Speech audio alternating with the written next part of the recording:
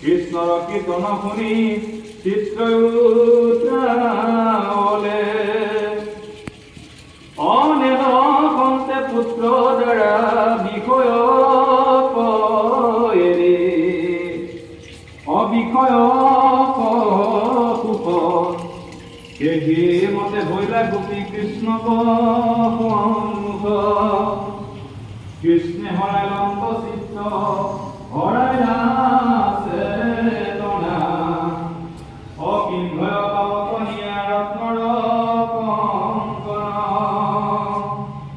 অমুণ্ড ক্ৰমে কলা বান্ধে বলয়া পগলে অপিন্ধি কয় বলপতা পদগোপী চলে অহাত সংযতি কাৰো চৰণে আঙ্গুঠি কৃষ্ণক দেখিতে পশু জনি যাই উঠি হে ৰাম বাহু কম পুৰ পিন্ধে নপৰে বিচাৰ অমাৰ কম পুতয়াৰে কংকালত হাড় হে ৰাম পিন্ধে চেতনে তহাৰি কাময়ুতা বল অপুপিও বৰবৰে আঞ্চল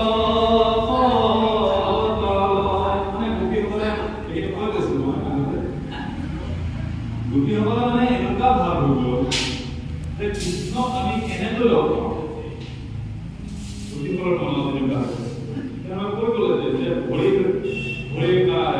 পায়ে গলত পিন্ধিছে কাণ খুলি কোৱা নাক পিন্ধিছে কিবা মুখত লগাইছে ওচৰত লগাইছে চকুত লগাইছে কাণত লগাইছে মুখত লগাইছে এনেকুৱা বিভিন্ন ধৰণৰ মানে পিন্ধিব লগা কাৰ্যক্ৰম যি পিন্ধিব চবতে কৃষ্ণৰ ওচৰত হ'ব লাগে চবৰে মত এটাই ভাৱ যে কোনে আগে যায় বুজিছেনে আমাৰ ভাৱটো কিন্তু তেনেকুৱা হ'ব ভাগৱত আছে এই ভাগৱত শেষ হ'ব শেষ হোৱাৰ আগে আগে নাম প্ৰকাণ্ডম নাইটো লিখি আৰু এনেকুৱা কিছুমান ভকত আছে যে ভাগৱতৰ পাঠকৰ আহি পোৱা নাই অলপ আগতীয়াকৈ যাই কৰিব লাগিব যাতে প্ৰথমৰ পৰা কি কয় সেইখিনি শুনিব লাগিব কিছুমান এনেকুৱা আছে যে নহয় এই মাজতে যাম আৰু কিবা দুটামান কম এনেকুৱা মই দেখি পাইছোঁ মানুহে কি কয় যে ভাগৱতখন গোটেই অনুষ্ঠানটো সমাপ্ত হৈ গ'ল বোলে কি আছিলে কি কৰিলে আজি কি ক'ত গ'ল এই ইহঁতৰ ঘৰত ভাগৱত আছিলে তাতে গ'লোঁ যাইলে তাতে ভাল হৈছে ভাগৱত ধুনীয়া হৈছে এই অমুকৰ পৰা আহিছে ধুনীয়া হৈছে ভাগৱত বোলে কি হৈছে ভাগৱতত এই ভাগৱত কি হৈছে মানে এটা ধুনীয়া আজি দালি চব্জি ধুনীয়া হৈছে ভাগৱতত আৰু বাকী এই যিখিনি আমি যদি অলপ হেৰি হৈছে আৰু ভাল হৈছে আমাৰ ভাগৱত তেওঁ সেইখিনিহে ক'লে বোলে হেৰি নহয় ভাগৱতত কোনটো অধ্যায় কৰিলে সেইটোহে কিবা সোধা নহ'ল কিবা পঢ়ি আছিলে তেওঁলোকে এনেকুৱা কিন্তু তেওঁ ভাগৱত পাইছে চাব দেই তেওঁ কিন্তু ভাগৱত পাইছে আহিলে কিন্তু সেই গতিকে গোপীসকলেও চাব কোনে আগত যাই পাৰে মনত ভাৱ সেইটো যে গোপীসকলে ভাবি আছে যে আমি প্ৰথমে যাই কৃষ্ণক যোনে লগ পাব কি পৰম শান্তি মানে ভাল হ'ব মনত সেইটো ভাৱ মানে কৃষ্ণক পোৱাৰ মানে তেওঁলোকৰ মনত এইটো ভাৱ হ'ব লাগিব যে আমি কেনেকৈ ঈশ্বৰক পাম কেনেকৈ ঈশ্বৰৰ কথাখিনি শুনিব পাৰিম আমাৰ অন্তিম সময়ৰ সেইটোৱেই লক্ষ্য হ'ব লাগে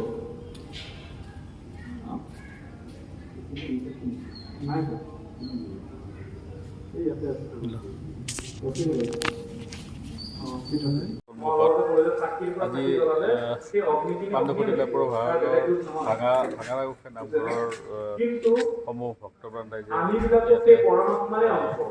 আজি ৰাস পূৰ্ণিমা উপলক্ষে ভাগৱতৰ আয়োজন কৰিছে ভাগৱত পাঠখন যথেষ্ট সত্যমূলক হোৱা পৰিলক্ষিত হৈছে ইয়াতে আমি বৰ্তমান উপস্থিত আছে আমাৰ নামঘৰ কমিটিৰ সম্পাদক পবিত্ৰ দাস আপোনালোকৰ ইয়াতে এই ৰাস কেতিয়াৰ পৰা আৰম্ভ হৈছে মানে ধৰক আপোনাৰ মনত থকাৰ পৰা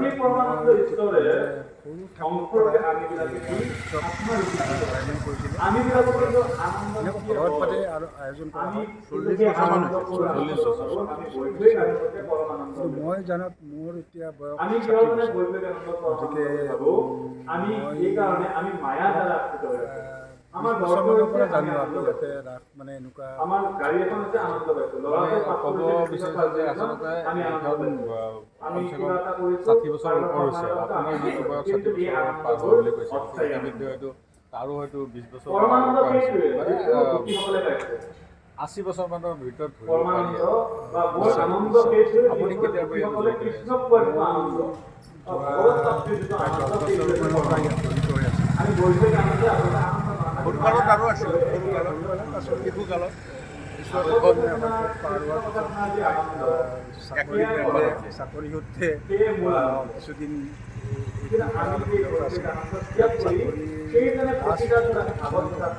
ইয়াতে আহি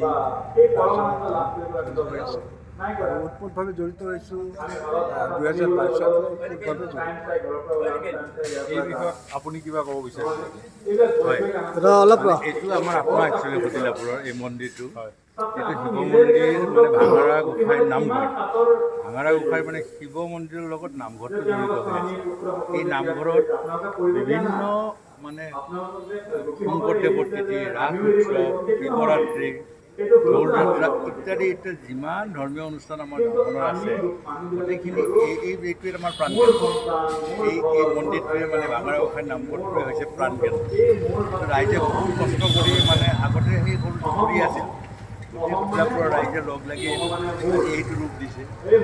সকলোৰে সহযোগ আছে। সুন্দৰভাৱে এই মন্দিৰটো সুন্দৰভাৱে সকলো উৎসৱ অতি আনন্দৰে আমি উদযাপন কৰোঁ ইয়াত।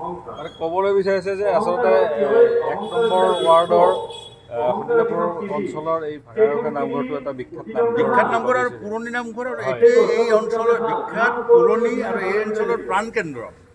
সকলোৰে হাৰ্টবিটটো এই মন্দিৰ মানে ভাঙাৰা গোঁসাই নামঘৰটোত জড়িত হৈ আছে। কিবা এটা অনুষ্ঠান হ'লে আমি ভাঙাৰা গোঁসাই নামঘৰ, আৰু ইয়াক লৈ আমি গোটেই ৰাইজখন জড়িত হৈ আছোঁ, গোটেই বৃহত্তৰ অঞ্চলৰ ৰাইজখন জড়িত হৈ আছে।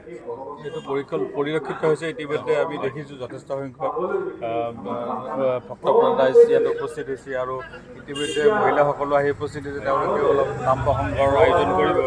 ভাল লাগিছে আপোনালোকৰ সহযোগিতা দেখি, আৰু ভৱিষ্যতেও এনেধৰণেই চলি থাকক তাৰেই মই আশা কামনা কৰি আজিলৈকে সমাপ্ত কৰিছোঁ। ধন্যবাদ।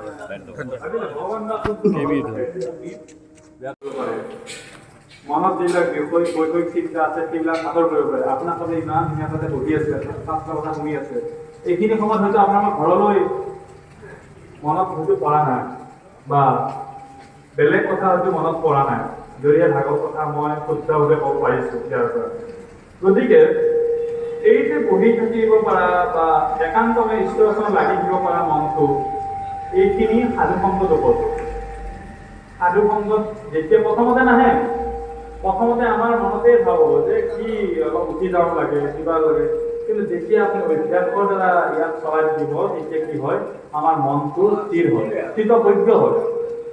স্থিতপ্ৰজ্ঞ যেতিয়া হ'ব, তেতিয়া আপুনি আপোনাক নিয়ন্ত্ৰণ কৰিব পাৰিব। আমাক মনে নিয়ন্ত্ৰণ কৰি থাকে। মনটো এইফালে যাব বুলি ক'লে এফালে যাওক, সেইফালে যাব বুলি ক'লে সেইফালে যাওক, কিন্তু সেইটো নহয়। মন যদি ইন্দ্ৰিয় ভগৱন্ত পুৰুষে চাব, অৰ্জুনে যিখন কুৰুক্ষেত্ৰ যুদ্ধ যিখন অৰ্জুনৰ ৰথ আছিল, সেই ৰথখনৰ চালক কোন আছিল, সাৰথী কোন আছিল? কৃষ্ণ আছিল। সেই কৃষ্ণই যিখন ৰথ চলাইছিলে, সেইখন ৰথত 4টা বগা ঘোঁৰা আছিলে। সেই বগা ঘোঁৰাৰ 4টা প্ৰতীক কি? ধৰ্ম, অৰ্থ, কাম, মোক্ষ। এই 4টা আমাৰ মানুহৰ জীৱনতো সেইটো আছে। শ্ৰেষ্ঠতম কৰ্ম আমাৰ মানুহৰ জীৱনৰ কৰ্ম যে কৰোঁ, ধৰ্মৰ কাৰণে কৰোঁ, কৰ্ম, অৰ্থ, মোক্ষ, এই 4টা আমাৰ জীৱনৰ বাট বা দিশ। ধৰ্ম, অৰ্থ, কাম, মোক্ষ। ধৰ্মও লাগিব, অৰ্থও লাগিব, কাম লাগিব, মোক্ষ লাগিব। মোক্ষ কাম কি? এতিয়া কাম হৈছে যিটো এই যেনে ক'লে যে ভকতৰ পুৰিও মনৰ কাম, কামনা পুৰিও মনৰ কাম, এইটো কামনা যে প্ৰভু ভকতৰ সংগ সদায় অনুভূত কৰোঁ, কাৰণ য'ত ভগৱন্তৰ গুৰুনাম মই সৰ্বদা শুনিবলৈ পাওঁ। সেয়েহে কৈছে কামোদয় কেলি বুলি কওঁতে ভকতে কেতিয়াও কি কৰে, এই কামনা বাসনাবোৰ তেওঁ বৈষয়িক কামনা কেতিয়াও নিবিচাৰে। ভকতে ভকতে কি বিচাৰে তেওঁ পৰমাৰ্থিক কামনা বিচাৰে যে ভগৱান গোপীসকলে পৰমাৰ্থিক কামনা কৰিছে বৈষয়িক কামনা কৰা নাই বৈষয়িক কামনা যদি গোপীসকলে কৰিলেহেঁতেন বোলে তেতিয়াহ'লে মোৰ সন্তানটোৰ অমুক হওক মোৰ স্বামীজনৰ অমুক হওক বুলি ক'লেহেঁতেন কিন্তু গোপীসকলে কি কৈছে যে হে প্ৰভু তুমি আমাৰ স্বামী হিচাপে হোৱা এয়া হৈছে গোপীসকলৰ কামনা আৰু সেইকাৰণে কামক জয়ী কেলি কামক জয় কৰিব পৰা কেলি মানে খেলা বা নৃত্য ৰাসত কৃষ্ণ আৰু গোপীসকলে নাচে নৃত্য কৰে কিন্তু এই যে নৃত্য কৰা এই যে কেলি বুলি ক'লে এই ৰাসক্ৰীড়া কিন্তু কামনা বাসনাৰ কেলি নহয় এয়া কামক জয় কৰা কেলি কামক জয় কৰিছে গোপীসকলে তেওঁ বৈষয়িক কামক জয় কৰি তেওঁ পৰমাৰ্থিক কামৰ কাৰণে তেওঁলোকে আগবাঢ়ি আহিছে ইয়াৰ পিছত কৈছে